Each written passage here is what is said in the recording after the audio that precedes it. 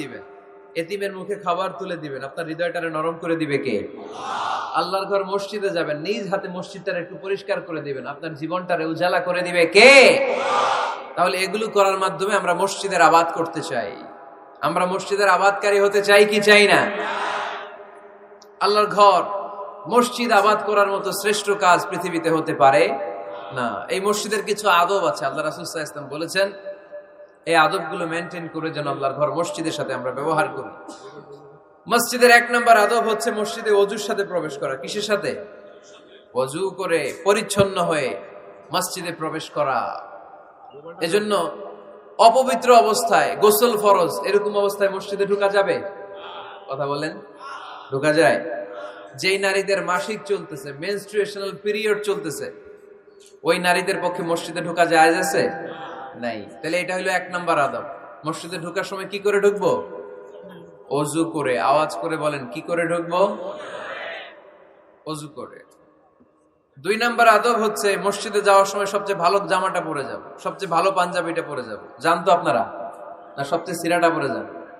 হ্যাঁ, অনেকের নামাজের জন্য একটা পুরান জামা আছে, সিরা পাড়া, এদিকে হাত উঠালে এদিকে দেখা যায়, আছে না নাই? সবচেয়ে সিরা পাড়াটা রাখে নামাজের জন্য, কপাল পোড়া। আর সুন্নাতে খাতনার অনুষ্ঠানে গেলে মাশাআল্লাহ লেহেঙ্গা গায়ে দেয়া যায়, আছে না নাই? না, আপনি ইবাদতের জন্য সবচেয়ে সুন্দর জামাটা রাখবেন। এজন্য রাব্বুল আলামিন বলেন, ইয়া বানি আদম খুযু যিনাতাকুম ইনদা কুল্লি মাসজিদ। ও বনি আদম, তুমি যখন আল্লাহর ঘর মসজিদে ঢুকবা, ও বনি আদম, তুমি যখন নামাজের মুসল্লায় দাঁড়াবা, তোমার সবচাইতে দামি, সবচাইতে সুন্দর জামাটা গায়ে দিয়ে তুমি নামাজে দাঁড়াও। ঠিক কি না? তাহলে এখন মসজিদে যাওয়ার সময় কি গায়ে দিয়ে যাবেন বলেন? ফিতা করবেন? হ্যাঁ, মাশাআল্লাহ, হ্যাঁ, সবচেয়ে ভালো কাপড়টা আয়রন করে পারফিউম মেখে তারপরে আমরা যাব। রাজি আছেন তো? 3 নম্বর আদব হচ্ছে মসজিদে ঢোকার সময় বাম পা দিয়ে ঢুকতে হয়।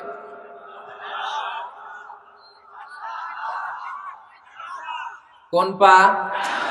আরো জোরে।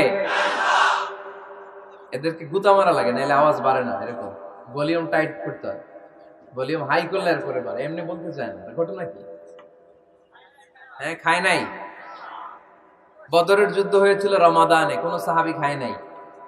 না খাইয়া একেবারে সাইজ করে দিছে কাফেরদেরকে। আমরা না খেলেও আমাদের হৃদয়ে ইমানি শক্তি আছে না নাই? এই তো বোঝা যাচ্ছে ইমানি শক্তি আছে। এতক্ষণ আছিল কই? তো মসজিদে ঢোকার সময় কোন পা দিয়ে? এগুলো মনে থাকে আমাদের? ভুলা যাই আমরা, খেয়াল থাকে না তো এগুলা। এত কিছু মনের মধ্যে রাখলে এগুলো মনে থাকবে কেমনে? মসজিদে ঢোকার সময় কোন পা? আরো জোরে। বেরোয়ার সময় কোন পা? মনে থাকবে? মসজিদে যখন ঢুকবেন ডান পা দিয়ে ঢুকবেন, আর দোয়া পড়বেন, আউযু বিল্লাহিল আযীম ওয়া বিওয়াজহিল কারীম ওয়া সুলতানিহিল কদীম মিনাশ শাইতানির রাজীম। বিষ্ণু সাল্লাল্লাহু আলাইহি ওয়াসাল্লাম বললেন, যে ব্যক্তি মসজিদে ঢোকার সময় এই দোয়াটা পড়বে, শয়তান আফসোস শুরু করে। সে বলে, হায় হায়, আজকের দিনের জন্য, সারা দিনের জন্য তো তুই আমার ওয়াসওয়াসা থেকে বেঁচে গেলি। আজকের সারা দিনের জন্য তোরে আমি হারালাম। আজকের সারাটা দিন আল্লাহর পক্ষ থেকে প্রোটেকশন নিয়ে তুই বেঁচে গেলি। আজকের জন্য যা, কালকে তোরে আমি ধরবো।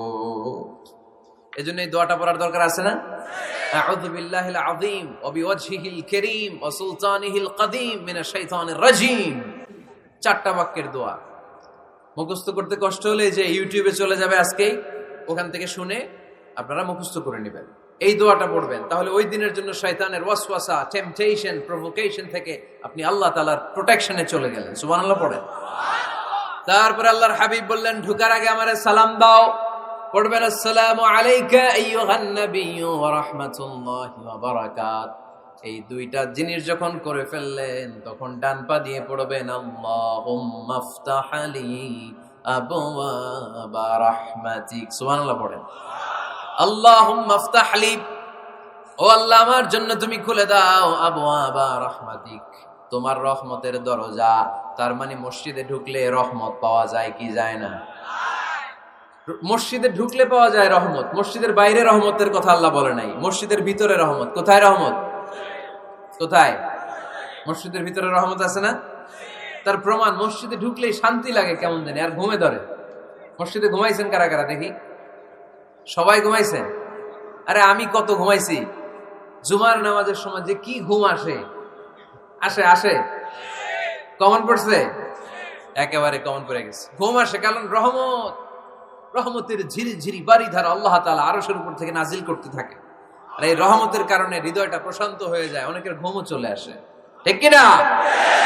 এজন্য আল্লাহুম্মা ইফতাহ লি আবওয়াবা রাহমাতিক, ও আল্লাহ তোমার রহমতের দরজাগুলো আমার জন্য খুলে দাও। এই দোয়া পড়লে রহমতের দরজা খুলে দেয় কে?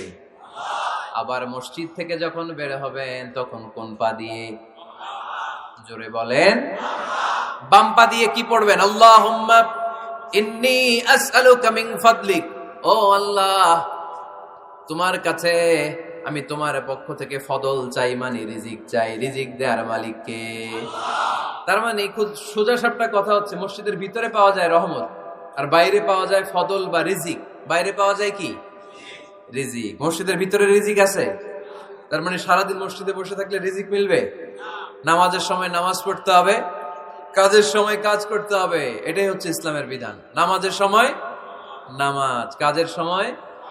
আমি প্রশ্ন করবো, আওয়াজ করে উত্তর দেন। নামাজের সময়, কাজের সময়, নামাজের সময়, কাজের সময়, এটা মনে থাকবে।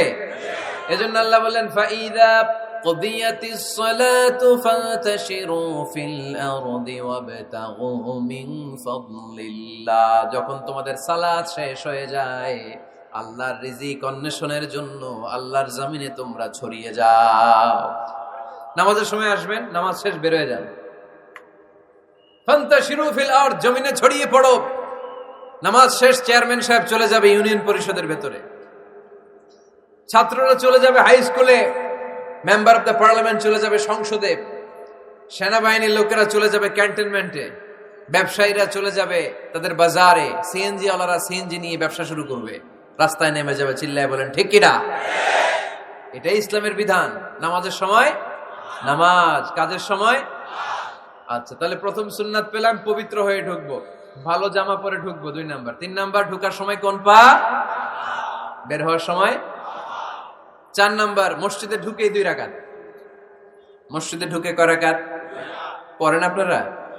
তাহিয়াতুল মসজিদ, মসজিদে আপনি ওয়েলকাম জানাবেন, ঢুকেই 2 রাকাত পড়বেন, ওযু করলেই 2 রাকাত। আল্লাহর হাবিব সাল্লাল্লাহু আলাইহি ওয়াসাল্লাম মসজিদে নববীতে জুমার খুতবা দিচ্ছেন। খুতবা চলাকালীন সময়ে এক সাহাবী এসে মসজিদের মধ্যে বসে পড়লেন।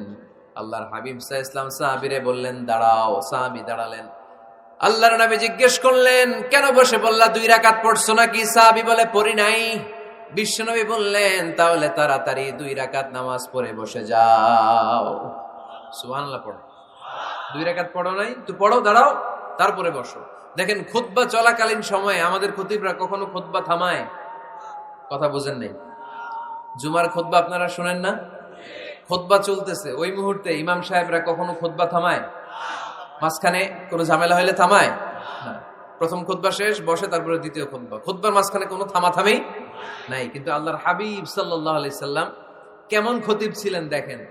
আল্লাহর হাবিব সাল্লাল্লাহু আলাইহি সাল্লামের খুতবা দেওয়ার স্টাইল এন্ড অ্যাটিটিউড এবং আমাদের খুতবা দেওয়ার স্টাইল এন্ড অ্যাটিটিউড, আল্লাহ রাসূল সাল্লাল্লাহু আলাইহি সাল্লামেরটা কত প্রাণবন্ত ছিল। আল্লাহ রাসূল সাল্লাল্লাহু আলাইহি সাল্লাম সোসাইটি ওরিয়েন্টেড একজন পার্সোনালিটি ছিলেন, সমাজের মানুষ কেন্দ্রিক, খুব সামাজিক ছিলেন আল্লাহ রাসূল সাল্লাল্লাহু আলাইহি সাল্লাম। তিনি দেখলেন একজন বসে পড়ছে, উনি খুতবা থামায় দিলেন। জুমার খুতবা থামায় বললেন এই নামাজ পড়ছো না, পড়ো 2 রাকাত পড়ো। আবার খুতবা শুরু করলেন। সুবহানাল্লাহ পড়বেন না? একবার তিনি খুতবা দিচ্ছেন, দেখলেন আল্লাহ রাসূল সাল্লাল্লাহু আলাইহি ওয়াসাল্লামের 2 জন নাতি হাসান আর হুসাইন রাদিয়াল্লাহু তাআলা আনহুমা, ছোট্ট মানুষ, কাতারের ভিতরে ঢুকে কোন সাহাবী টুপি টান দেয়, কারো পাগড়ি ধরে টান দেয়, একজন এদিকে দৌড় দেয়, আরেকজন ওদিকে দৌড় দেয়। মসজিদে একটা ডিস্টার্ব হচ্ছে।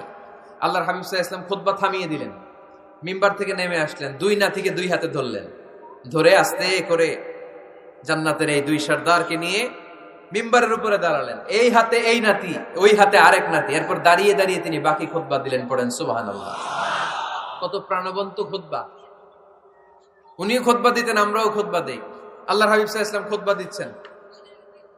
এক সাহাবী এসে বলল ইয়া রাসূলুল্লাহ, মদিনায় দুর্ভিক্ষ, বৃষ্টি নাই, আপনি বৃষ্টির দোয়া করেন। রাসূল সাল্লাল্লাহু আলাইহি ওয়াসাল্লাম খুতবা থামায় দিলেন। থামাই দিয়ে দোয়া শুরু করলেন, আল্লাহুম্মা আসকিনা গাইসান মুগীসান মারিআন মুরিআন নাফিআন গায়রা দার আজিলান গায়রা আজিল। আল্লাহ উপকারী বৃষ্টি দেন, যে বৃষ্টিতে আমাদের ফসল জন্মাবে, সবুজ ঘাস লতা পাতা জন্মাবে, আমাদের গবাদি পশুর রিজিক বাড়বে, এরকম উপকারী বৃষ্টি আমাদেরকে দিয়ে মদিনাটা